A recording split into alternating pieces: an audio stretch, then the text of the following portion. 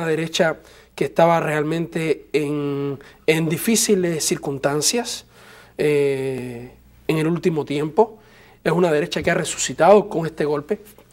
Entendamos que, por ejemplo, el principal candidato, o sea, los principales candidatos, Partido Nacional, que es el ganador, Lobo, y del Partido Liberal, Santos, que es el partido de Zelaya y de Micheletti, fueron canalizando su discurso en una senda de derecha. Eso en primer lugar. Incluso haciendo referencia a si el país se vería invadido o no por el chavismo, o sea, todo ese tipo de discurso, ¿verdad? Y lo que hemos visto es que de esos dos fue el Partido Nacional el más fortalecido, un partido que no ganaba elecciones desde los 80.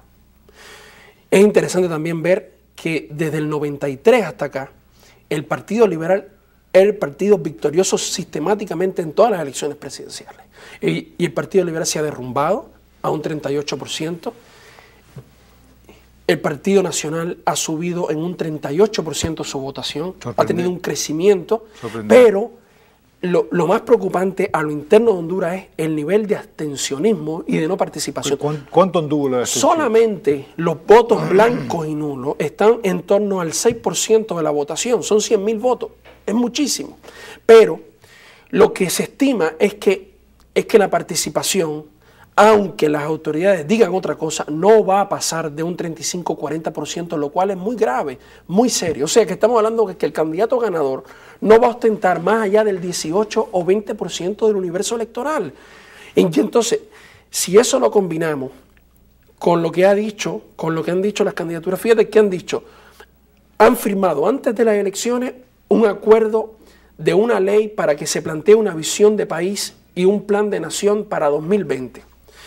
En circunstancias de que la situación no es, como se ha dicho, de esos mismos actores que hablan de elecciones necesarias pero insuficientes y que hace falta unidad nacional, el actual, o sea, digamos, los ganadores de estas elecciones no están con un margen de maniobra como para decir, vamos a llamar a la negociación y a un plan de nación que nos unifique a todos. No, estamos hablando de una candidatura que solamente obtuvo el 18% del universo electoral. La fragilidad de eso, lo que te dice es una cosa, no lograron sacar a Zelaya del terreno político. Yo te diría que uno de los grandes ganadores, si no el gran ganador a nivel de figura política en este proceso ha sido Manuel Zelaya, de eso no hay duda. Seguimos conversando con Matías Bosch, nieto de Juan Bosch, y como decíamos al principio, tan político, tan crítico como el abuelo. Y habíamos titulado el tratamiento de este tema, el Uruguay y Honduras, perspectiva boschista. Y lo hacíamos, claro, naturalmente, porque Matías iba a estar aquí. Pero también por la vigencia de la aproximación de Bosch, del pensamiento de Bosch, de los instrumentos políticos de Bosch, para entender lo que está sucediendo tanto en Honduras como en el Uruguay. Matías, muchos presidentes podrían sentirse tentados de que con el tiempo tendrían que reconocer al gobierno de Honduras. Es decir, el tiempo, yo creo que fue el propio presidente Lula, decía, el tiempo corre a nuestro desfavor, a los que queremos mantener una postura de desconocimiento, de señalar la ilegitimidad del gobierno de Honduras. Algunos presidentes. Mi pregunta a ti, Matías, tú señalabas con mucha razón, los espacios de diálogo evidentemente se han cerrado. ¿Qué podría pasar entonces dentro de la comunidad latinoamericana?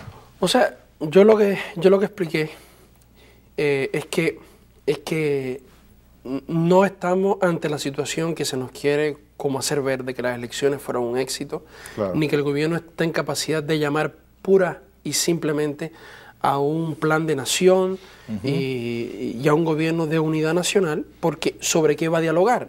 En primer lugar, ¿con quién va a dialogar? ¿Con un presidente confinado?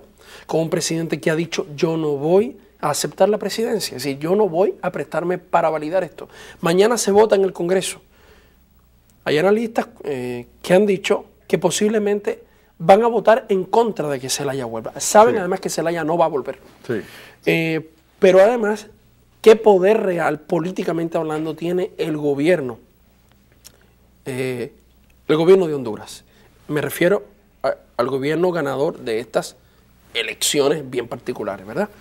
Yo te diría que digamos que el punto es no tanto qué va a terminar pasando con que los gobiernos reconozcan o no reconozcan. En varios países van a haber elecciones. En Chile hay elecciones ahora en diciembre y la segunda vuelta es enero.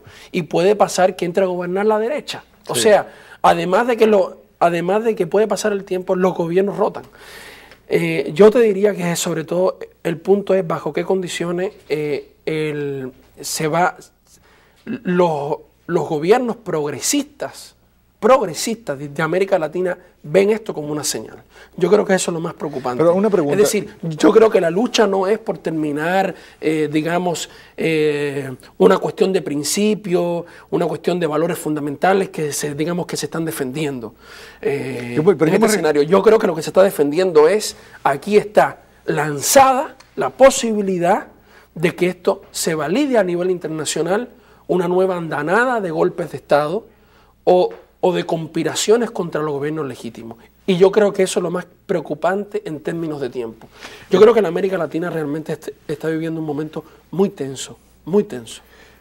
Yo me refería, Matías, Sí. es que muchos países fronterizos con Honduras, es el caso de El Salvador, Sí. de Nicaragua, Sí. pues requieren del intercambio comercial. Es muy difícil que a nivel centroamericano se pueda congeniar una posición común. Y esto es porque Honduras es clave para el comercio terrestre intrarregional. Así es. Yo te repito, creo que el punto aquí es que posiblemente varios gobiernos, siendo poco ingenuos, terminarán validando. Y además porque eso obedecerá a la solución política que se vaya dando. Si hay diálogo, si no hay diálogo, etc. Yo creo que la apuesta de presidentes progresistas como Lula, como Chávez, como Cristina Kirchner, es sobre todo de proteger lo que puede, o lo que puede no, lo que evidentemente se está dando detrás de esta sonada en Honduras, ¿verdad? Y que tiene que ver además con apoyar la salida que el presidente Zelaya y el Frente de la Resistencia tiene clara. Es la necesaria aparición del Bloque Ciudadano Popular como actor político en Honduras. Es decir, apoyar la simple solución institucional oculta lo que está detrás, que es la democracia en riesgo en Honduras.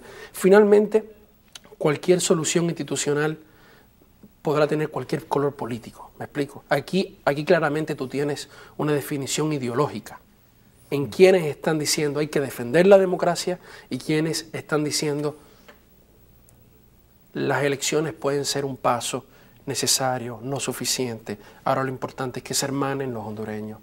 Y este no es un problema de hermanamiento, o sea, como yo te explicaba, que la presidencia electa está en grave debilidad política y los actores populares quieren convertirse en un actor de cuerpo entero. De regreso, aquí en Ojalá, estamos conversando con Matías Bosch sobre las recientes elecciones en Honduras y en el Uruguay. Hemos hablado hasta ahora sobre Honduras, ¿verdad? Que es un caso muy complejo y que ha llenado de indignación a todos los latinoamericanos y latinoamericanas amantes, partidarios de la democracia. Tenemos el caso del Uruguay, donde el Frente Amplio se reelige con un candidato llamado Pepe Mujica. Muchos entienden que el éxito de Mujica se debe a la muy buena gestión de Tabaré Vázquez. Pero me gustaría que fueras tú, no yo, quien nos contara, nos diera su impresión de lo ocurrido en el Uruguay. Sí. La izquierda se reelige, mientras la derecha pues arma esta farsa electoral, este simulacro, como lo llamó Cristina Kirchner en Honduras. En el Uruguay se reelige el Frente Amplio. ¿Qué piensa Matías Bosch? ¿Cómo ve lo sucedido en el Uruguay? Sí, fíjate que es bien interesante el caso del Frente Amplio. El Uruguay es un país singular, entendido como la Suiza de América por muchísimos años. En un momento determinado, en los 60, 70, nos explica Bosch que por una caída brusca de su economía, que incluso hizo que los precios de la carne que se vendía a Europa y a Inglaterra específicamente, se abatieran rápidamente, hubo una crisis social que se convirtió rápidamente en crisis política. Eso hay que combinarlo además con con el momento político que vivía América del Sur en los 60-70.